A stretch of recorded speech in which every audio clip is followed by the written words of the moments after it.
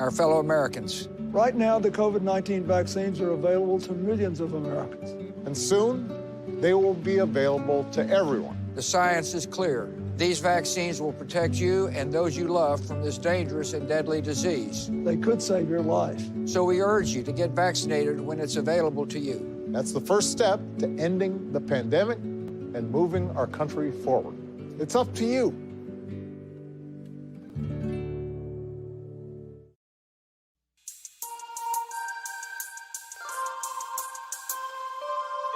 Coping with COVID and In It Together present Wellness Wednesday, brought to you by the Diabetes Advisory Council of South Carolina and DHEC's Division of Diabetes and Heart Disease Management.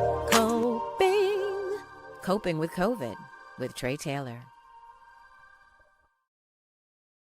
Thank you so much for joining us for Coping with COVID with Tre Tailor. I am Tre Tailor, In It Together SC, and the South Carolina Diabetes Advisory Council present Wellness Wednesday every Wednesday. And today it's Older Americans Month, and we're talking about caring for your aging loved one. Nurse James Boston, who has also cared for his grandmother until she passed away at age 94, shares great advice and perspective from his experience as a caregiver and medical professional. Also, Keesha Hayes with Caring for Aging Beauties provides information and resources for family members and health professionals. But first up, longtime media personality Carolyn Sawyer joins us to talk about caring for her parents, the joy, the pains, and the challenges, plus that and more next on Coping with COVID. But first, your COVID community updates. A possible second vaccine option for young people from Moderna. The company says its COVID-19 vaccine is safe and effective for kids as young as 12, with studies showing it's 93% effective within 2 weeks of the first dose. Temporary side effects are the same as in adults: sore arms, headache, and fatigue. The company says it will submit its findings to the FDA next month. Lexington School District 1 will provide free meals to kids ages 18 and people with disabilities up to 21 years old. Anyone, regardless of where they attend school, can pick up the free meals beginning June 10th every Thursday at one of several locations. Now, you must show your ID for you and the children. And if you're vaccinated, you can get masked for free. You can go mask free at Fort Jackson. The announcement made via Twitter states the mandate applies inside and outside, except when in medical facilities. You are considered fully vaccinated 14 days after receiving your second shot. SCDHEC has the most up-to-date list of times, dates, and locations for COVID vaccinations in and around South Carolina. Visit scdhec.gov for more information. Check the scroll at the bottom of the screen throughout the show for specific locations and resources, including Lexington Medical Center vaccination. They have walk-in clinics, including the one at Brooklyn Baptist Church. Plus, Columbia Place Mall has a vaccination clinic. Now, that's open through June 9th, and they are now administering the one-shot J&J vaccine. Also, if you are a veteran, the COVID vaccination is being administered at the VA. All veterans must go to the VA. Also, you can get vaccinated at several Kroger and CVS locations. Now, if you or someone you know is a senior citizen and having some challenges getting vaccinated or logging on, you can go to Get Set Up for Seniors. You can see that information on the screen also. The Comet is offering free rides to get your vaccination, plus vaccines at the Comet bus station. Again, that information is on the screen and will be scrolling throughout the show. Also, SC Housing has information on housing and rental assistance and frontline workers home buying. Also, the COVID funeral expenses reimbursement. If you or someone you know lost someone due to COVID, FEMA is giving reimbursements. Richland County Housing has a bill assistance program also. You can see that information on the screen. Also, ACA open enrollment going on through August. The Affordable Care Act has that going on through August. And as Rosalind Goodwin told us from the Hospital Association, there are more benefits available. So even if you have your health insurance, make sure you log back on to see if you qualify for additional benefits. DSS Seniors Farmer Market is going on. The deadline to apply for that is June 1st. So make sure you log on to the DSS website and get those applications in. And the Palmetto AIDS Life Support anniversary is happening in June. We'll update you more about that very soon. DSS is also offering pandemic aid for foster youth. If you or someone you know is a foster youth age 14 through 26, log on to the DSS website to take full advantage of that. The Battle of the Badges blood drive is happening this Friday at Drew Wellness Center and Richland County Decker Center. Blood and plasma are needed. So if you are eligible to donate, please stop by one of those locations on Friday and donate blood. The City of Columbia Office of Business Opportunity Zoom session is happening tomorrow for construction workers. And the Be Safe Block Party is happening at Lark Park this Friday. Go ahead and check that out. Now, as you know, we spoke with some folks from the South Carolina Department of Mental Health earlier, a couple of weeks ago, and they have their SC Hopes initiative. It's a free toll-free number that you can call if you or someone you know is having some challenges coping with COVID. I'm Tre Tailor, and you are watching Coping with COVID, updates on the pandemic and information to help you thrive and survive COVID-19. Coping with COVID and In It Together SC presents Wellness Wednesday every Wednesday from the Diabetes Advisory Council. We're streaming live on the In It Together Facebook page. Please go over there and hit like and follow and share so you can not only check out Coping with COVID every Wednesday, you can also find out all of the great information the folks at In It Together have on the In It Together Facebook page and on the In It Together website. We're also streaming live on the TailorMade production page. Please go over there and hit like and follow. So not only you can watch Coping with COVID Wednesday, Thursday, and Friday, and first Monday with George Wallace, you can also get all of your COVID-related updates. We're also streaming live on YouTube. Please go over there and hit the subscribe button. And we also have a presence on Instagram and on Twitter. Please hit like, share, and follow because we want you to know everything happening with Coping with COVID.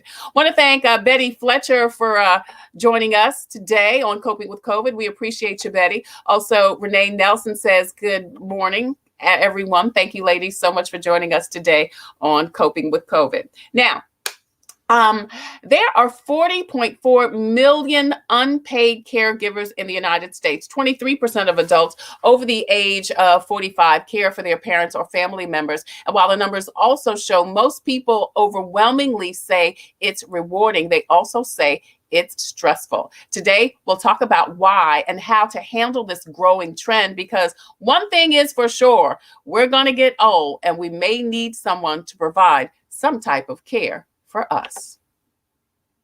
You're watching Coping with COVID, updates on the pandemic and information to help you thrive and survive COVID-19. Wellness Wednesday is brought to you by In It Together SC and the Diabetes Advisory Council of South Carolina. And today we're talking about Alzheimer's and caring for an aging loved one. James Bostic joins us. He's a registered nurse and family nurse practitioner student specializing in emergency room, medical, surgical, trauma, cardiac, surgical, step down, whatever that means. And he also cared for his aging grandmother. James, thank you so much for joining us today. I appreciate it.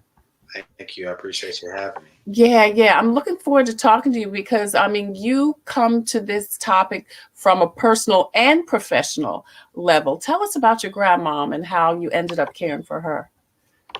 Well, my grandmother, in 2019, she started declining in her health.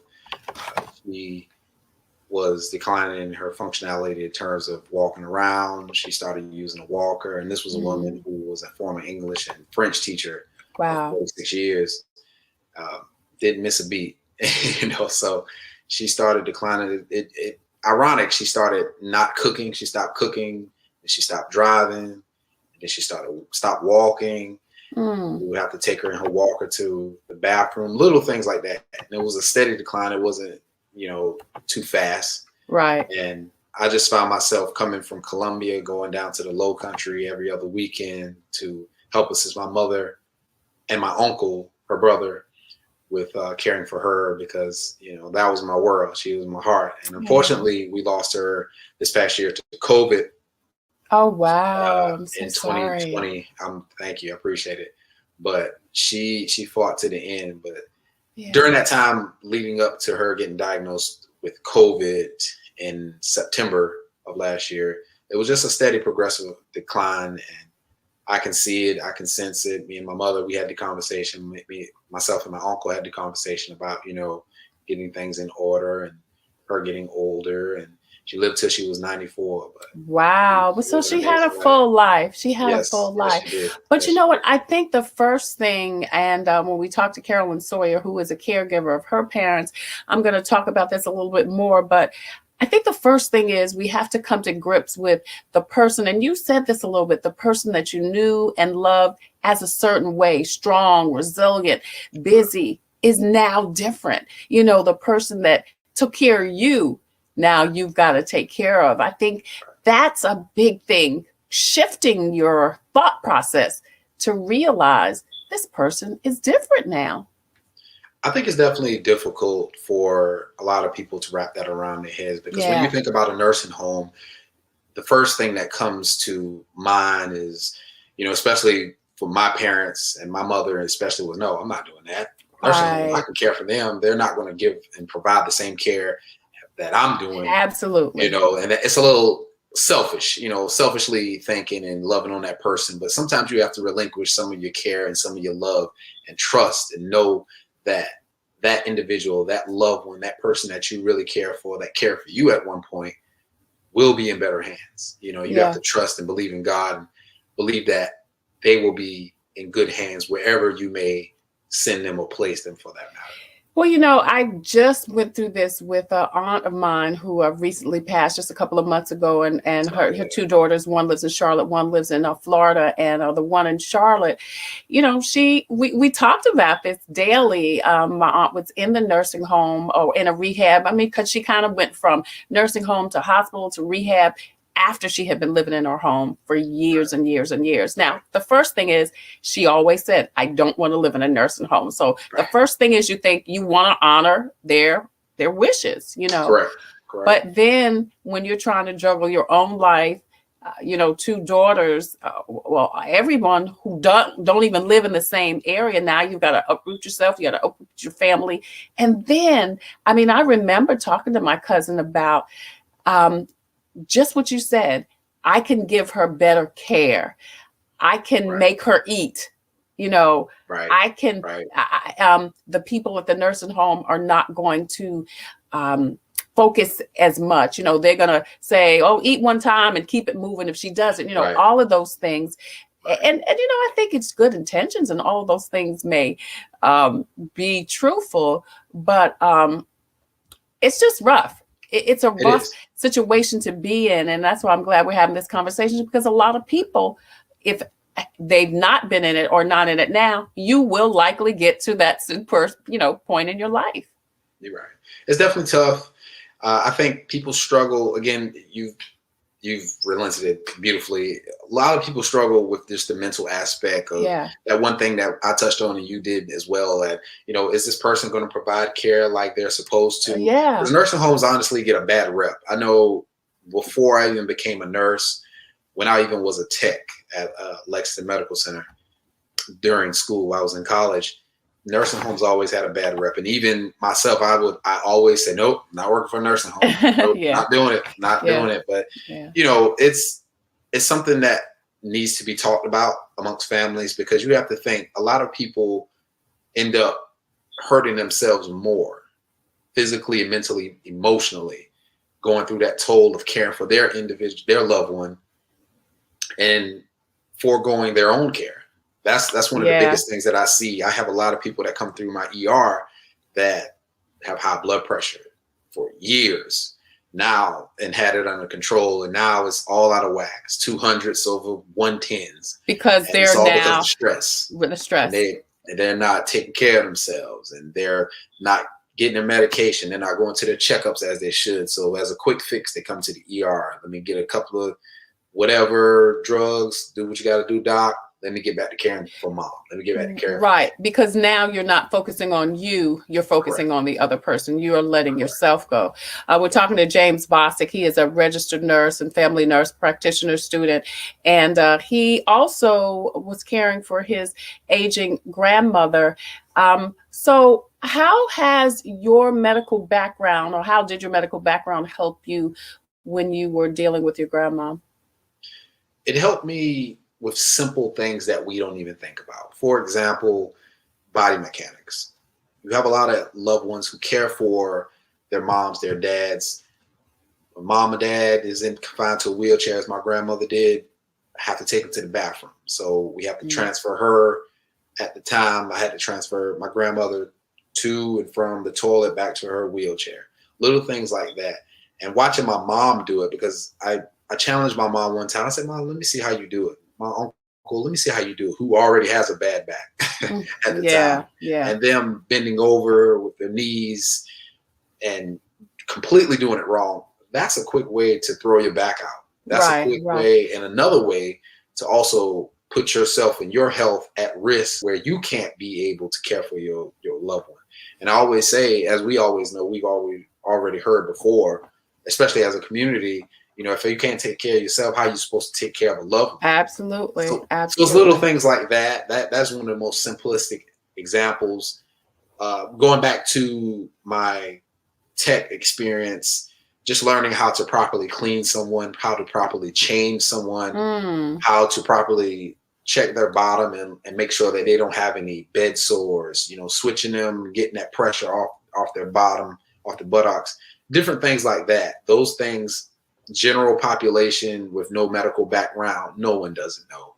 Yeah. Honestly. So it's the little things that can prevent big complications in the long run, because pressure ulcers, for example, as I was just talking about, those are some of the biggest, those lead to some of the biggest infections and longer hospital stays for people. You know, and those things have all started at the home. Yeah, that's good. So lifting correctly, properly cleaning and changing and shifting them if they're bedridden, because bed sores can potentially lead to infection. Those are things, right, that the lifting, for one, you know, we're not thinking of, like you said, we're just, no one's thinking about that. But you make such a great point that these are things that not only you need to know, but you need to know not only for the person, but for you. Correct. And a lot of people end up, as I say, throwing out their backs. A lot of people come in, have surgery, lumbar fusions, you know, different little things with their back. A lot of things because these back injuries started at home while they're caring for mom, while they're caring for dad, while they're caring for grandmother. And those things all can be prevented, you know, avoided at all costs if we just consider adding some extra help, consider getting that loved one the proper care that they need. Yeah. And a lot of times, as I said, we're too selfish, that we want to love and care on our people so much that we're actually doing more harm than good, and harming than actually caring for them. Well, you know what? I mean, it's a guilt thing, you know, because, you know, one, like I said, in my case with my aunt, she said, you know, I want to stay home, you know, so you think, okay, I want to honor that. And then you think, I'm failing my loved one if I can't do it myself. It is a guilt trip. Right. Guilt that's actually one of the things I wrote down before I came on with you tonight. I was just writing some self-check things, some things that people who are taking care of loved ones these are some of the reasons why they don't send their loved one to a nursing home or don't even consider it, is because the number one I have at circle is feeling of guilt. And that is what eats away at people, because my grandmother too said the same thing. Don't put me in a nursing home. That's the first thing. That's the first thing she always said. So you feel guilty when you do things like that, when you go against the wishes of the loved one, as you said. So, yeah. What other things do we need to be conscientious about? Guilt was one thing. What else did you write down? Just mainly the things, let's see. Well, some of the reasons I put, other than feeling guilty that people don't go to that they don't consider their family members in nursing homes, is that they feel like they can do a better job. A lot of people think they can up the nursing home, or I can provide the best care. A lot of times, I said before, nursing homes get a bad rep. And that's a lot of that is ingrained in the minds of individuals at home. So they often think, nope, I'm not sending my loved one to a facility. They're not going to change them. They're not going to clean them. Like I said, they're going to get fed one time. You're going to leave them up. It's almost like a prison. A lot of people say it's a prison, say it's a place where you die. So those are some of the other reasons why people don't even consider nursing homes. But mainly it's the guilt. Mainly it's the feeling of, I can do a better job for my mom, for my dad. I know what she wants. You don't know that she likes apples. Right. You don't know she likes this at a certain time. They're not going to give her medications at a proper time, the way she takes them. So it's little things like that that make people shy away from nursing homes and even considering them in general. When is it time to make that decision? What are some of the signs we need to recognize as caregivers to know that maybe it's time to take Big Mama to a nursing home, to take Auntie to a nursing home? Big Mama, I like that. So a couple of things I wrote down a couple of notes, just jotting down some ideas. One of the things is I would ask myself as a caregiver, am I having trouble with the day-to-day on-hand care of my loved one? If I have to work, for a good example of that, just to expound on that, if I have to work, I have to prepare meals, I have to do all of these things, and I don't have a brother like my mom had my uncle. I don't have extra support, extra hands-on to care for this individual when I'm in a bind. Who is there to be there with that person? Yeah. Who is there? And also, like you said, who is that person that's going to be there for me? Yeah. And I need some time. Another thing that I wrote down, and I was jotting around some ideas. Does this person need a higher specialized level of care? Does this person need rehab? Does this person need a specific amount of supervision or specialized supervision at all times that you can't always provide? Those are a lot of things that I would ask, because a lot of people are in a vegetative state where they need to be suctioned a lot. They create a lot of, they drool a lot. So individuals in that vegetative state, you have to suction them. You don't want those secretions to build up, and you don't want the person to aspirate, to choke. Right. So that person needs 24-hour supervision on them so that they can be cared for properly. So that's an example of what I would say about supervision. And then another thing is, and I think the most important, I circled that one, was, am I tapped out? Am I physically, mentally, emotionally drained? Too often we get caught up in, I gotta do for mom, I gotta do for big mom, I gotta do for daddy. Daddy wouldn't like this, I gotta do this. Or they did it for me, I gotta do it for them. Feeling of right, that feeling of guilt. And that's the one thing we always say, mom took care of me and all my brothers and sisters, I gotta do the same thing. A lot of times it's just you, not the other 5, 6 sisters, siblings, which is the brothers. other thing. It's always, you're right. That's another thing. A lot of people are, we're here in South Carolina, if I'm in California and mom's over here, I need to consider that I can't be there every week. I can't take a $400 flight from LAX to Columbia Airport to care for her or him. So those are a couple of the things that I would consider or keep in mind personally, and for the sake of that individual. Do I need to consider a nursing home? Do I need to consider some type of home health or higher level of care? And I think a nursing home would benefit for that individual, because you don't want no one suffering. And another thing, the last thing I would say is can this person bathe themselves? Can they do simple ADLs, as we call it, activities of daily living? Can they dress themselves? Can they feed themselves? Are they falling frequently at home? I just had a case today with a guy who he's been living on his own. He's been a widow for 30 odd years. His son is in California right now, actually, Orange County, California. And he fell and he hit his head and he was bleeding in the driveway. And the only way he was found was one of his neighbors so happened was just driving by and saw him laid out on the ground, passed out. Doing great. I left just now at work and he was eating Chick-fil-A, but still, this guy he's been used to being independent for how many odd years since his wife passed and his kids are in California, different things like that. This is a great example of an individual who needs a higher level of care, someone just to watch over him and make sure he's getting his needs and everything's tended to. So those are some of the things I would ask myself and ask myself for that individual. If I'm not here, can they care for themselves? Can they organize their medications without mixing them up and taking too much? Different things like that.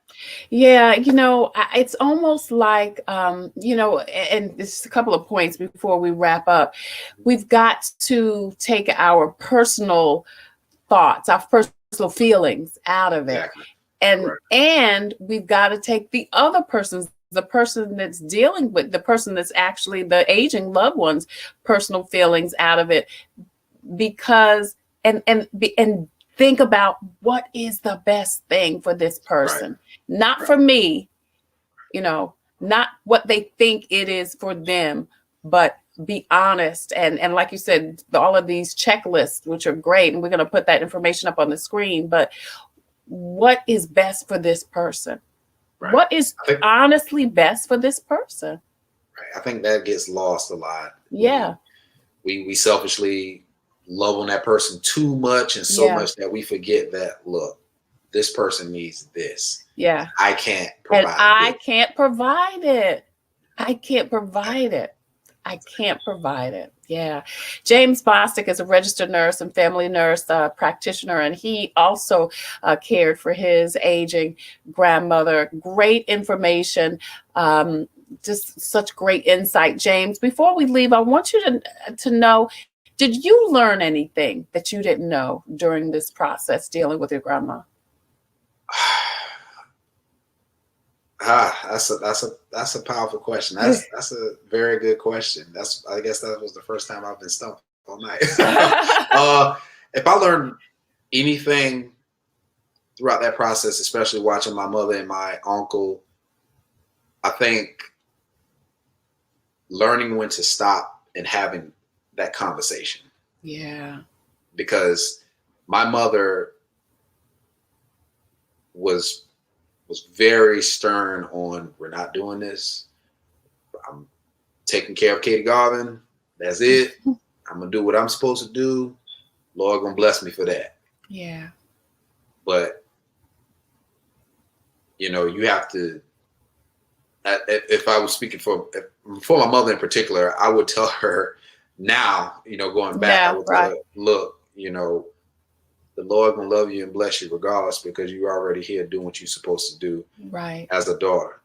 But sometimes you have to relinquish some of that care, some of that love that you holding so tight, and sometimes selfishly, to help save yourself, because you never know. You can hurt your back seriously and, ruin your back.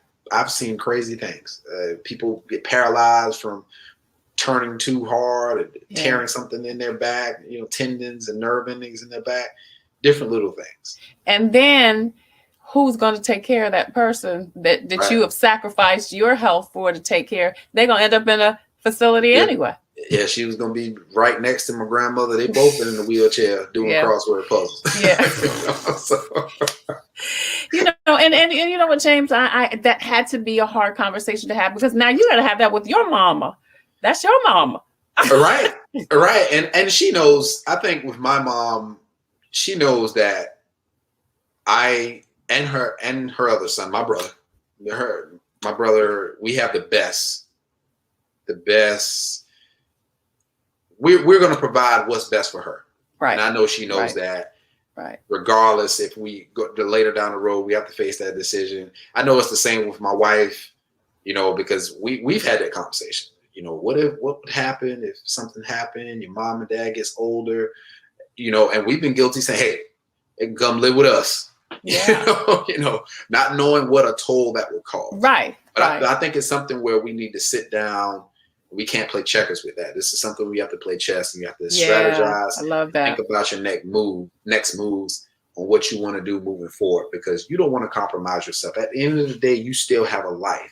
Yeah. And that's, carrying back over to my mom, that's the type of conversation I would have had 2 years later when I saw the decline, when I started seeing the signs. no dementia, but just steady declines in mobility and ADLs, activities of daily living, that I would have intervened on. But as a child, I'm sitting in a child's place, and even though I come with the medical knowledge, I don't want to say, Mom, you're doing this wrong. Or, Mom, That's right. You know, you want to overstep too much. And I think that's another thing. We don't want to overstep when that person before you has already been in that position and she know what she's doing. You know? So, it's hard to tell my mom, you don't know what you're doing, Mom. Right. And that's what I'm saying. You know, that just adds a whole nother layer to it. Right.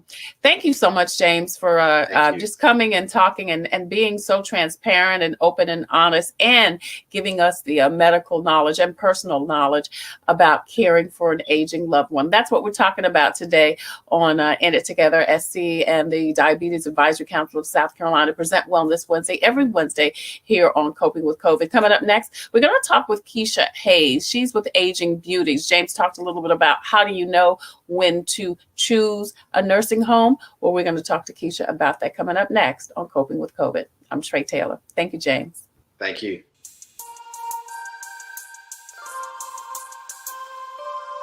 Coping with COVID and In It Together present Wellness Wednesday, brought to you by the Diabetes Advisory Council of South Carolina and DHEC's Division of Diabetes and Heart Disease Management. Coping with COVID with Tre Tailor. Computers, they're a part of our everyday lives, but when they're not working, they're an everyday problem. So call Computers Unique, your everyday solution. 803-351-5821. Is your computer running slow? Won't turn on? Do you need a screen replaced? Or maybe you just need another computer? Well, Computers Unique is your one-stop shop for all your computer needs. They have a wide variety of new and pre-owned PCs, Macs, and tablets. So call Computers Unique, Dutch Square Mall. 803-351-5821. 803-351-5821. When it's time for you, I have all anything, money, finances, access to. That you will save your money, Davis Tax Service. The only tax drive-through, Davis Tax Service. Look up, come speak to you, Davis Tax Service.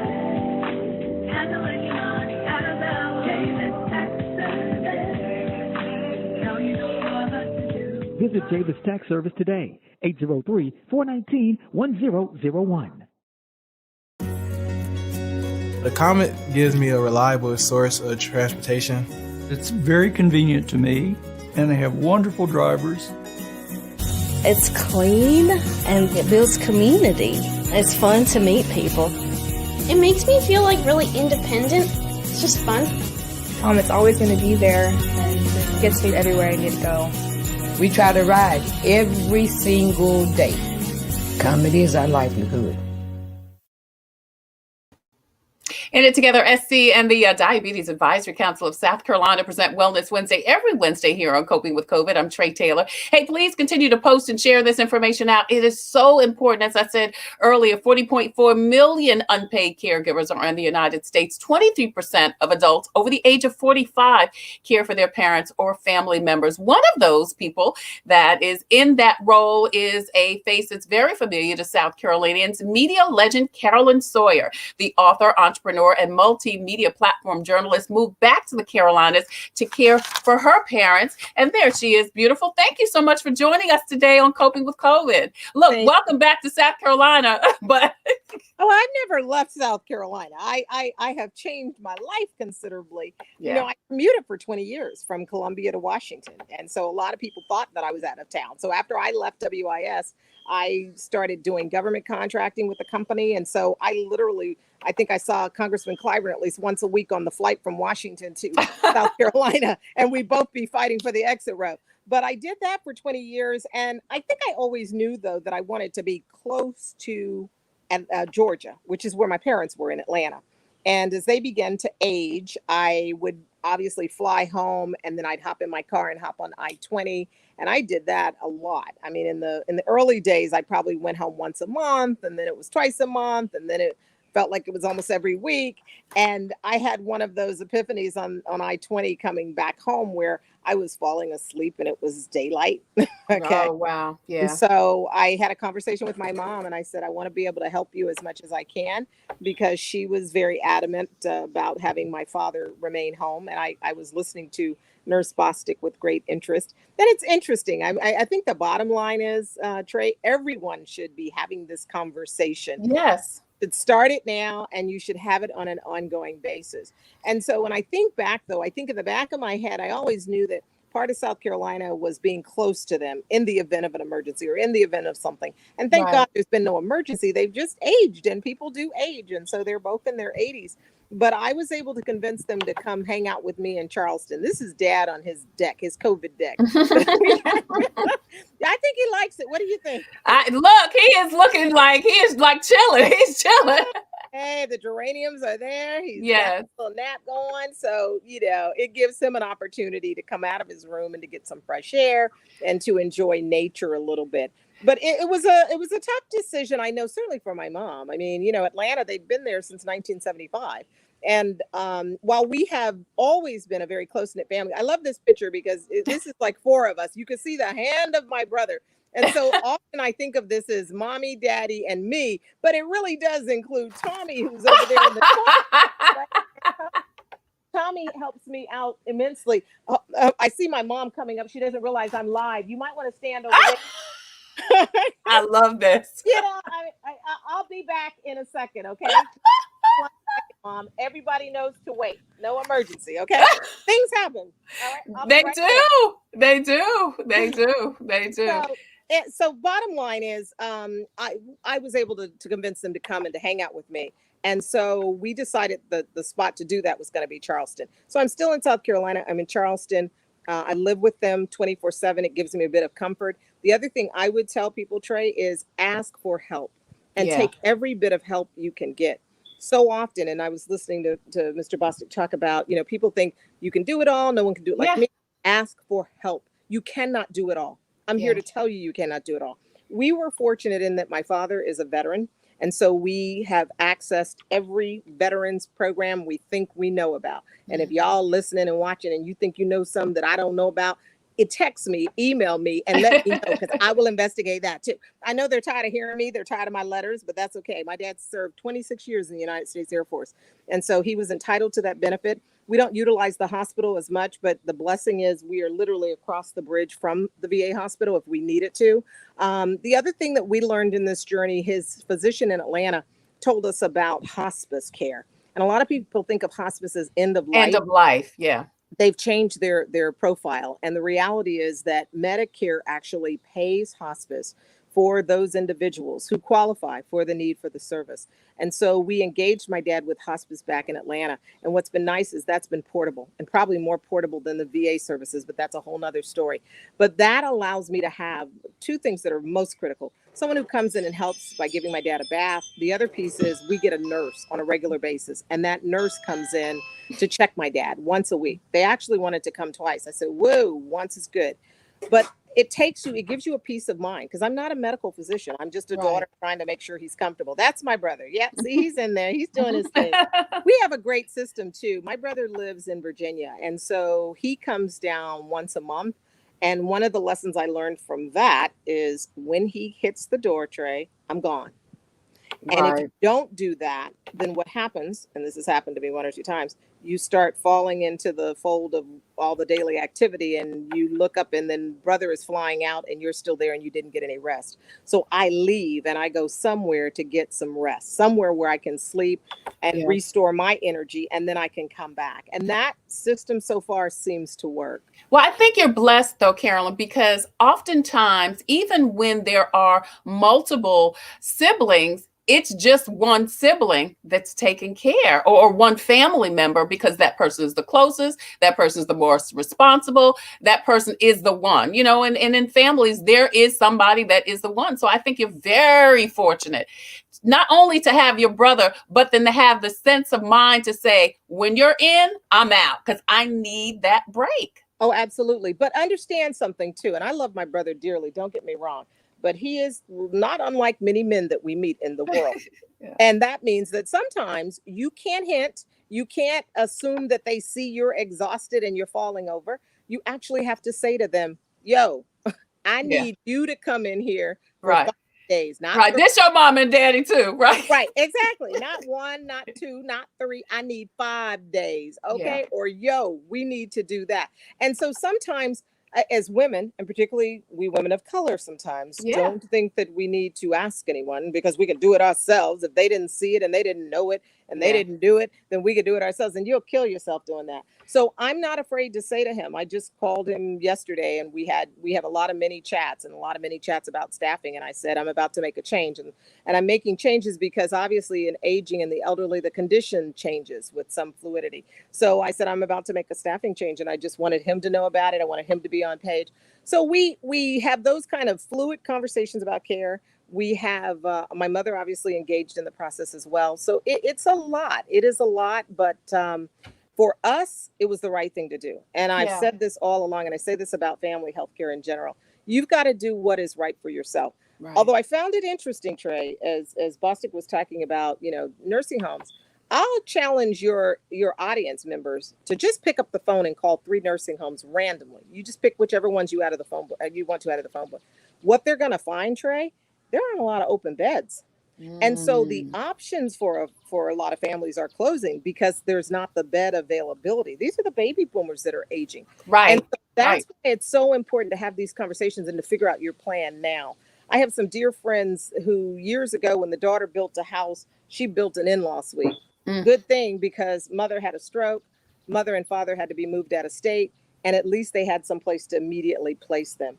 So you need to be thinking about those things as well, because no one knows what tomorrow will bring. And so you want to be in a position where you can set it up where it's comfortable for everyone. Is it an adjustment? Absolutely. But you try to make it as comfortable as you possibly can. And so everyone who calls and checks on my folks, they say, how they doing? I said, they're still living. We got the COVID shots. We're cool. Right. So it's a challenge, but you can do it. You've got to be able to accept help. You've got to ask questions when you need to ask questions and make it an ongoing conversation about care. Yeah. I want to thank everyone for watching. Angela Hagler says, Carolyn Sawyer, WIS-TV Gold. Thank you, Angela, for joining us on Coping with COVID. She is the person I actually referenced earlier in that show, my cousin, who had to deal with, her aging mom that we lost a couple of months ago. And it's a difficult thing. Deborah Breedlove, thank you so much for watching. Also, Bernadette Herbert says, hi, great show. She says she cares for her 97-year-old mother. They call her Queen Bee. She said she dittos your comments. She says, Trey, thanks for presenting this platform. Thank you, Bernadette, so much for your comment and for watching. Please post and share this information out so we can get the message to the masses, because a lot of people are not only experiencing this, people are struggling, Carolyn. People are struggling, like we said with James Bostic, you're going through guilt, you're depressed, you're tired, you're confused. And you talked a lot about resources. Tell me a little bit more about the resources, because you said you really had to do your research. You use your journalistic skills to do the research to get what is needed for your parents. And it sounds like your dad is your mom is a little bit more well off than your dad. Well, my mom, obviously very private person, but certainly has her health concerns.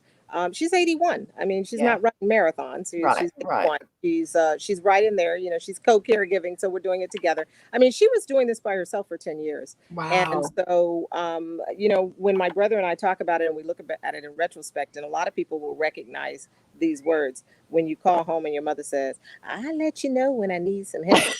I'll let you know. And we sometimes have the conversation about we probably should have, ignored that and went in soon. Yeah. But you try to listen to people and respect what their wishes are. So it's a tough call to make.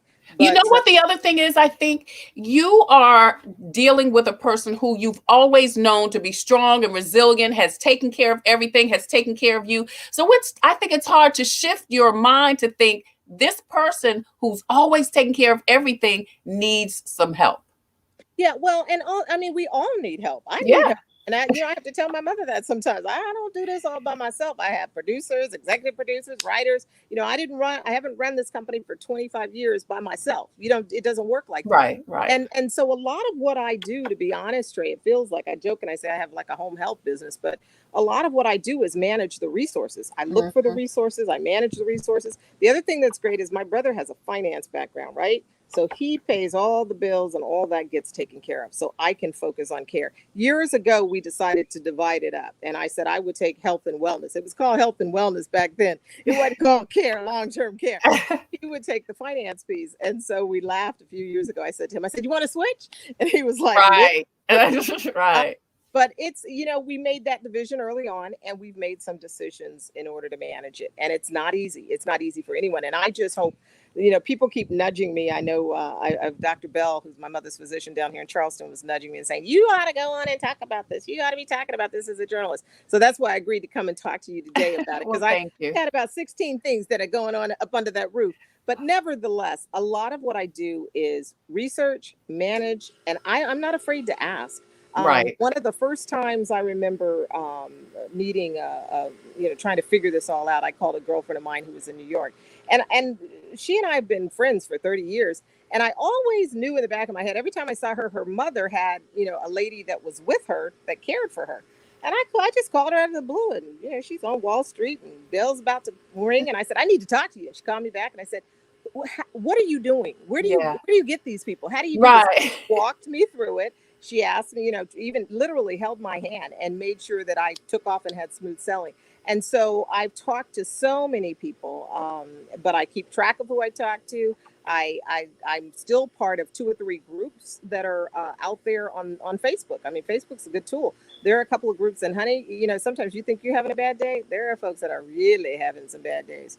So I like to engage in the groups to see what's out there. I'm always looking for great products that make our lives a little bit easier. So it's a little bit of everything, but it's like a constant learning process. And I just hope in our community in particular that we do more conversations like this, Trey. So if someone doesn't know, they will pick up the phone and call someone, or they will email and say to them, well, what do you have? Because I was talking to one of the board members at South Carolina State, and he was sharing with me that he had gotten a resource for his mom through one of a mutual friend. And I said, well, give me her number. And so he sent me the number. So, you work as much as you can to provide the best, most comfortable setting you can. Yeah. We're talking to Carolyn Sawyer, a multimedia journalist, and she's a caregiver for her parents. Lisa Yancey says, thanks for presenting this program. Parental care is a big issue to tackle. Michelle Harris says, don't be afraid to stand up for yourself to family members and friends when you set boundaries and practice self-care. People will criticize you. Thank you, Michelle. Yeah, they will. Renee Nelson says, very good info from both presenters. There is definitely a lack of nursing home beds among many states. And Bernard Shore says, thanks for this segment. Thank you all so much for joining us. Please post and share this information out. Just like you realize this is good information, folks need to get the information and get the resources, like Carolyn said. You were going to say something, Carolyn? Yeah, because I don't want to harp on this bed piece, but I remember, and I'll tell you how it came about. So one of the things that the VA provides to families is what they call like a 30-day respite. If they think you're in a high stress, it's over the top and you need a break, they'll let you place your loved one in a nursing home for 30 days. Wow. So that you can get it together and be ready to care for them. And so we got the list of the facilities, and when I called, there weren't available beds.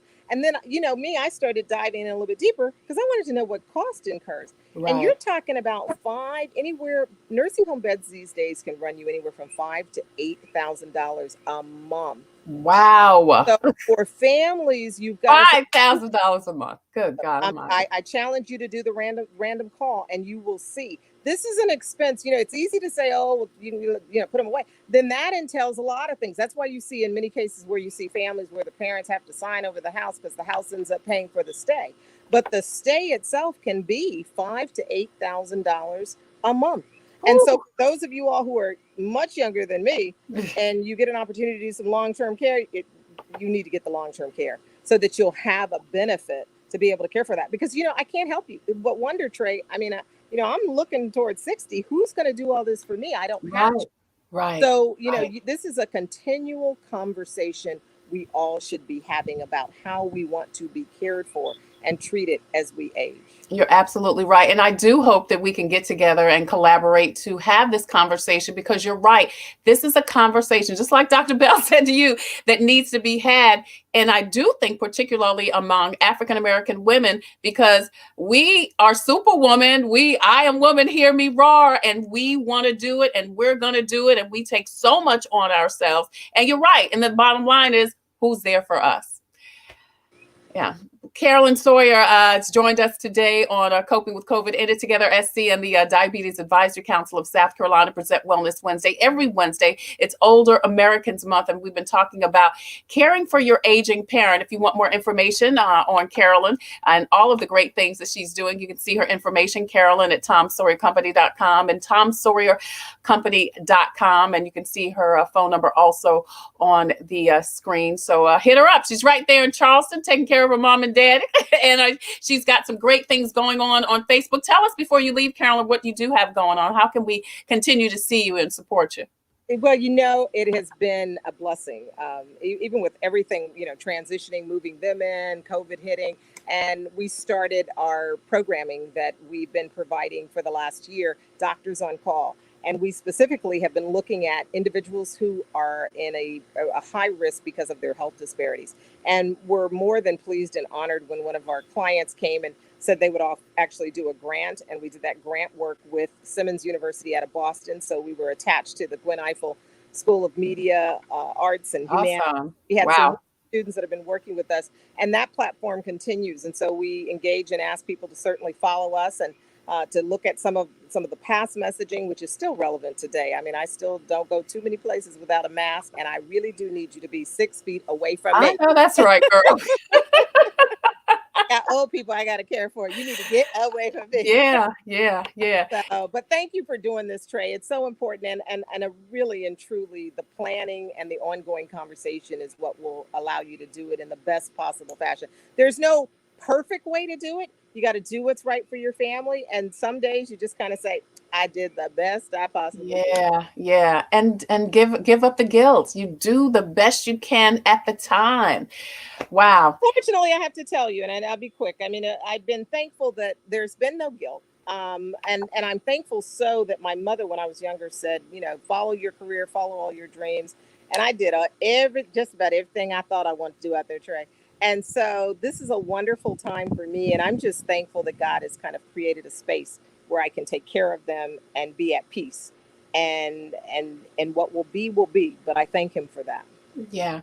Carolyn Sawyer, Carolyn at TomSawyerCompany.com, www.TomSawyerCompany.com. Carolyn Sawyer, thank you again so much, not only for joining us, but for what you're doing for your parents and for our community. And like I said, hopefully we can collaborate on some messages to help folks handle this thing that millions of Americans are dealing with, caring for an aging loved one. Thank you so much, Carolyn. I appreciate it.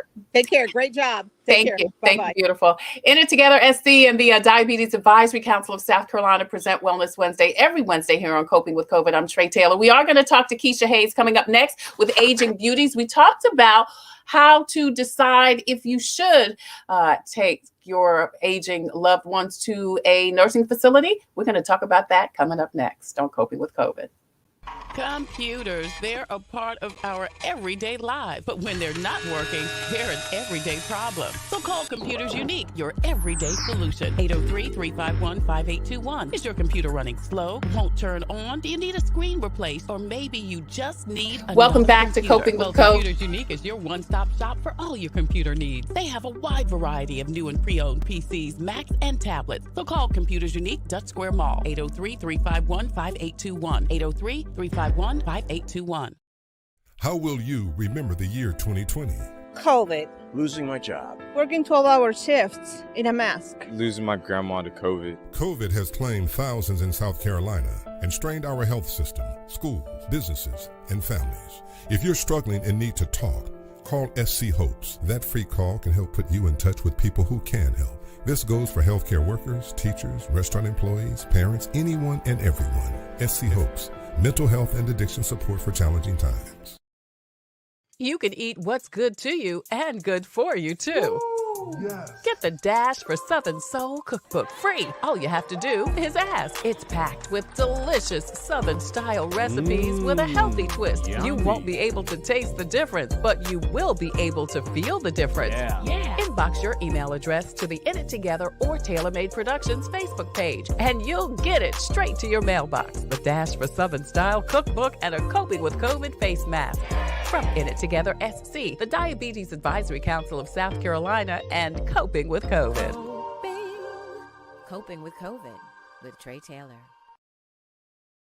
Welcome back to Coping with COVID. The Diabetes Advisory Council of South Carolina and In It Together SC present Wellness Wednesday every Wednesday here on Coping with COVID. I'm Tre Tailor. Keesha Hayes joins us now. She is with Caring for Aging Beauties and also professional development and training services. And Keesha, thank you so much for joining us today for this important conversation. Tell us a little bit about what you do, because you have two entities. Yes, thank you so very much, Tre, for inviting me. I really appreciate Absolutely. it. So our nonprofit agency, Caring for Aging Beauties, is where we provide social engagement and companionship to our elderly population, and we call them Aging Beauties. That's a person with exemplary wisdom who should be celebrated and valued daily. So it's not a gender thing when you hear beauties, it's a wisdom thing. And then we have professional development and training services where we are helping train the next level healthcare professionals to go out and care for any population, but mainly giving proper care to our senior citizens. Right. So we were just talking to someone who had been caring for his aging grandmother, and also Carolyn Sawyer joined us, and she's caring for her aging parents. And they talked more about caring for their loved ones in the home.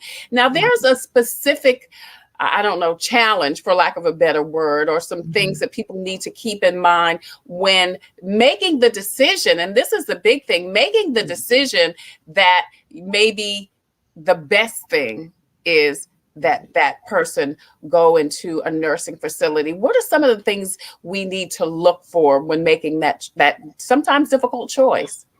That's a great question. I would say have the conversation early on with your parents or your loved ones who are aging, or even before we all age, because it's inevitable that that's going to happen.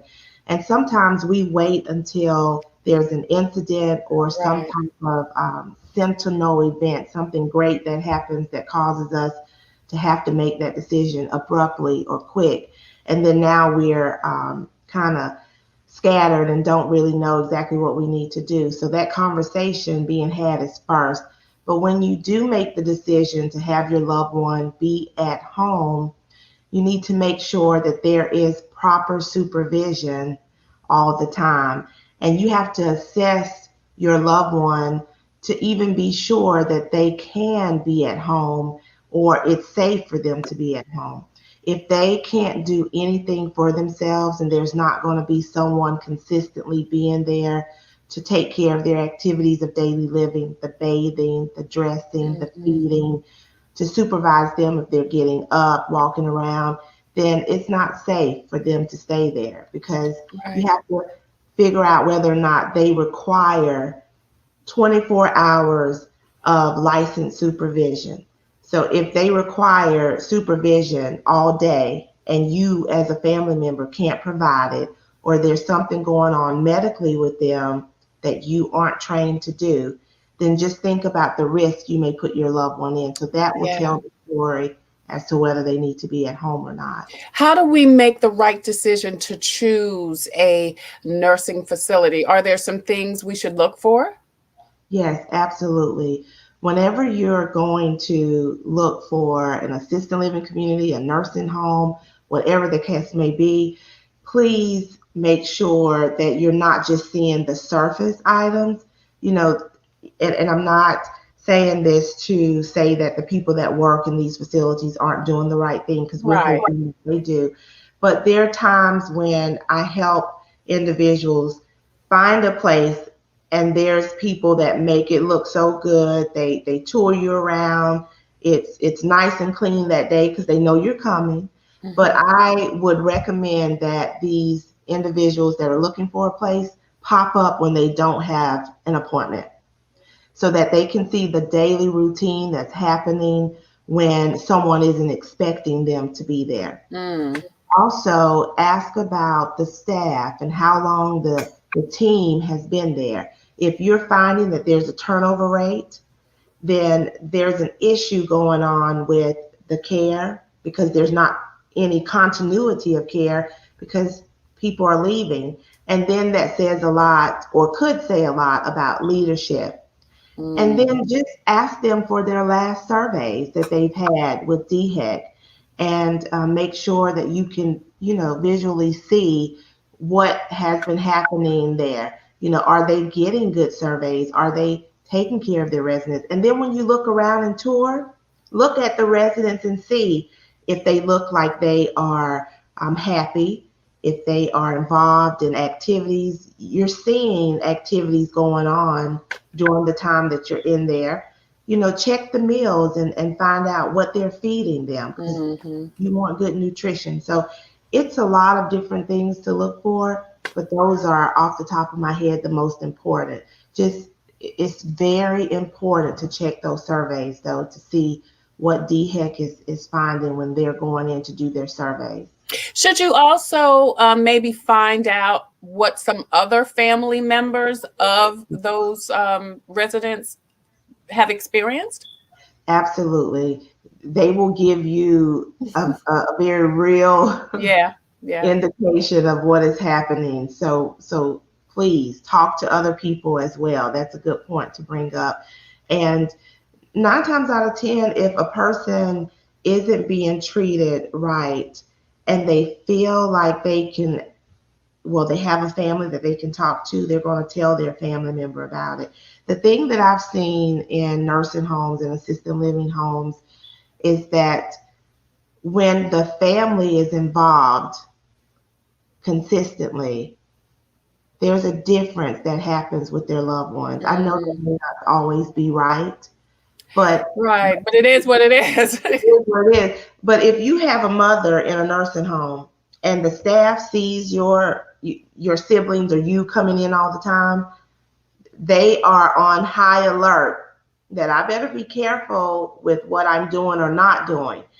But we need for caregivers to be that way with everybody. Absolutely. All loved ones don't have family members that come visit them. But everybody deserves that respect and that good care. Absolutely. Yeah. That's the key right there. We're talking to Keesha Hayes. She's with Caring for Aging Beauty. She also has a company, Professional Development and Training Services. And Keesha, you actually do train caregivers that work in these nursing facilities.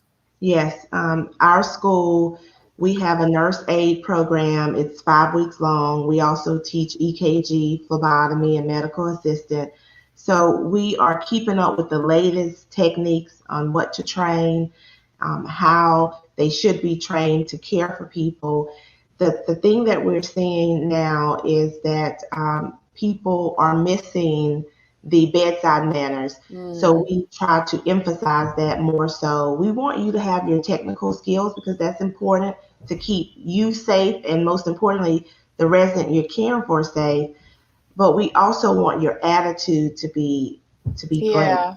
We want you to project positivity. We also want you to put yourself in that person's shoes, realizing someday that might be you or your loved one. That's right. Yeah. Listen, this is not an easy job, but it's a choice.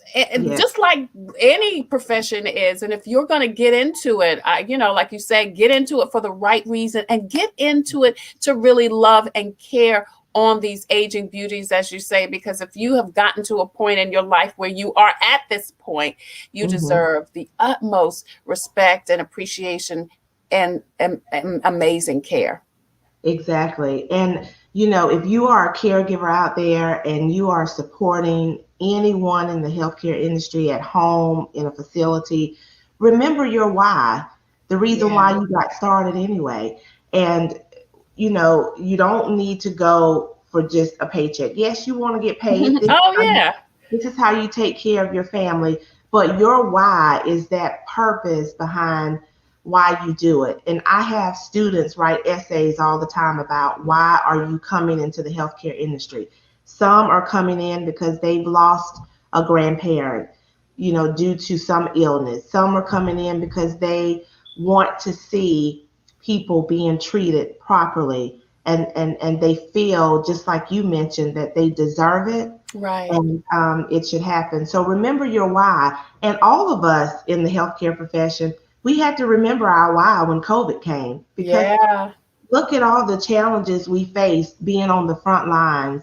And if you were not in it for the right reason, you might have walked, but if you remember deep down inside why you made this calling to take care of other people, then you'll continue. In It Together, SC and the Diabetes Advisory Council of South Carolina present Wellness Wednesday every Wednesday here on Coping with COVID. We're talking about caring for your aging loved one. Keesha Hayes joins us. She is with Caring for Aging Beauties and the Professional Development and Training Services, LLC, where she trains healthcare workers. And also through Caring for Aging Beauties, Keesha, you also give support and help for those folks who are caring for their loved ones in the home. Tell us about that. That's because right. you need help if you're doing that, girl. That's right. We're so proud of the Care Lab that we have. It's a space right here in our facility in Lugoff. It's set up just like a room at someone's house or in a facility. If you are a family caregiver or anyone caring for a loved one at home, you can come and use the space for free, and we will train you and give you the technical skills, or better, help you learn the technical skills to care for your loved one properly. And so you can use this virtually. You can come in face to face. We have our COVID measures still in place, of course, but we welcome you to contact us at 803-272-0584. And you can just schedule an appointment and we will be happy to assist you with this. Great. 803-272-0584. You see the number on the screen if you want more information or need support for caring for your aging loved one. Like we said in the last interview, you need help too. You need help too. And you need to not only take care of yourself for you, but for the person that you're caring for. And it is so important. And, we stress it's so important to make sure your health and your well-being doesn't suffer because you're taking care of somebody else. Because if you're not okay, the other person's not going to be okay either. That's right. Exactly. 803-272-0584. Go ahead, Keesha. I'm sorry. Yes. No, you're fine. I was just stressing, please provide self-care, and it ties to your mental health as well. Does. So if you're burnt out and you're overwhelmed, it's going to start mentally and then it's going to, trickle down physically. Yeah. So, take the time off when you're working. I know sometimes caregivers want to work the double shift. They want to work 7 days straight. Be off. Enjoy your day off. Get your nails done. Get your facial. Rest. Take a picnic. Go for a walk. Spend that time because it's needed. It's necessary. You need it. I mean, I'm caring for 2 babies, which is a different thing, but it's the same, and I'm going on 2 years now. They're now 2 and 5. And and while I knew the whole time I needed to, pump the brakes for me, I honestly didn't do it until this year. I didn't do it until this year. I mean, I was just laser focused on them. And I know not only my health, but my well-being was being affected. I needed some adult time. I needed some me time, So, and I'll tell you that 1 day or 2 days or a day and a half a week that I'm able to take for me makes a world of difference in my mental being, Yes. It does make a difference. And as you stated earlier, we cannot care for someone else if we're struggling. You can't do it. You can't do it effectively. Effectively, exactly. Yeah, you can end up mad at everybody because you're mad at yourself for not taking that time for yourself. That's right. That's You know, right. Keesha Hayes, Caring for Aging Beauties and Professional Development and Training Services. Her information is on the screen. Please reach out to her if you are a healthcare professional and you need some additional training. And reach out to her if you are a caregiver and you just need some support and resources. She can help you with both. Anything else we need to know, Keesha, before we let you go back to work? I just want to stress how I thank you so much for having me on your show again. I support you and what you're doing in the community. And I just want everybody to understand and know that if you have a senior, an aging beauty, as we call them, and you're caring for them, or you know them and you know that they are in a home, you don't have to bear any of those burdens on your own. We have the support. If we can't help you here at Caring for Aging Beauties, we can refer you to the place that you need to be. And those of you who are caregivers that are still on the front lines, we thank you for what you've done. We thank you for what you will do. Yes. And if you need more training, we are here to assist you in that as well. Awesome. This is Keesha Hayes. She's with Caring for Aging Beauties and Professional Development and Training Services. Give her a call. Check out her website if you are either a professional, a healthcare professional, or if you are caring for our aging beauties. Thank you so much, Keesha. Thank you. All right. Thank you again so much for joining us on Coping with COVID. I'm Tre Tailor. In It Together SC and the Diabetes Advisory Council of South Carolina present Wellness Wednesday every Wednesday here on Coping with COVID. And listen, if you have a story or initiative that could help someone cope with COVID, please go to the Tailor Made Production page on Facebook and inbox me. We would love to feature your story or initiative. If you have a product or service that could help someone cope with COVID, please email copingwithtreitailor@gmail.com. And we would love for you to be a proud sponsor of Coping with COVID, just like In It Together SC, the Diabetes Advisory Council of South Carolina, Agape Counseling and Training Center, also Javis Tax Service, the City of Columbia Office of Business Opportunities, Palmetto Media Connections, the Comet Bus System, Computers Unique, Dutch Square Mall, and also the SC DHEC. I'm Tre Tailor, and as always, I leave you with a reading from Jesus Calling. Before that, though, I want to, hey, Betty, thank you so much. She says, thank you for all the guests. I'm going to tell you what's coming up, as a matter of fact. Coming up tomorrow, we're going to talk with City of Columbia mayoral candidate Daniel Rickerman. He is going to tell us about why he is running for the City of Columbia mayor and all of his upcoming initiatives. And then on Friday, there is a need for foster families in South Carolina. We're going to talk with Amber Peoples with the statewide foster parent liaison. And did you hear about the COVID variant in South Carolina? Yes, there's a COVID variant in South Carolina. Plus, of course, there have been some updates with Moderna having a new vaccine for children. I talked about that earlier.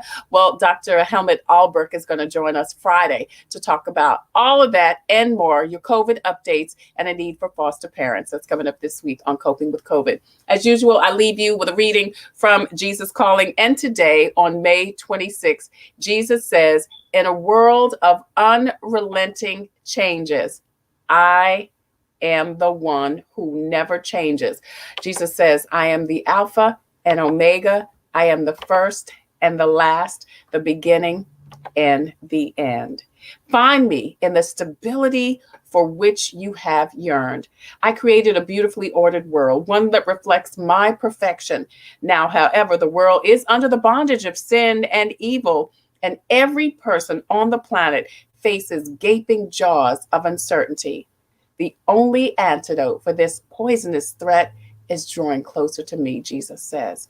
In my presence, you can face uncertainty with perfect peace. That's your Jesus Calling for today. It is Wellness Wednesday, May 26th, from In It Together SC and the Diabetes Advisory Council of South Carolina. I'm Tre Tailor. Until the next time, I wish you peace, abundant blessings. Don't forget to get your vaccine. And please, you still need to wear your mask over your nose and under your chin. Have a good one.